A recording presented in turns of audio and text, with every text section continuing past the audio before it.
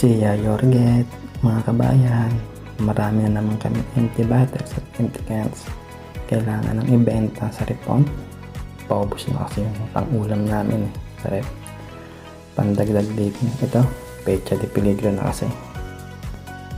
Dito sa Hungary, mahalagang ipunin ng empty bottles kasi meron silang price kada bottle. Merong 50 foreign, halaga sa pesos ay 8 pesos. Meron ding 100 foreign, halaga sa pesos ay 15 pesos.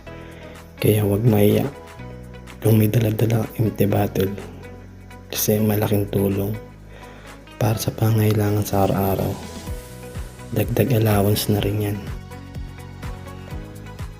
Kakapulot namin sa mga daan, kakaipon ng mga pinag-inuman namin. Ito, nakaipon kami ng 4,820 foreign na nakakahalaga din ng 725 pesos sa Pilipinas.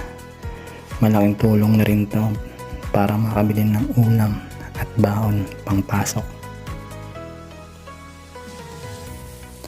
Ayan na pala nabili namin. Nakabili kami ng mga gulay, repolyo, talong, sibuyas, kamatis, bawang, patatas. Nakabili na rin kami ng 1 kilong karneng baboy, 1 kilong atay ng baboy, hamburger at hotdog. Makakasurvive na naman kami. Kabayan, ipon na kayo niyan.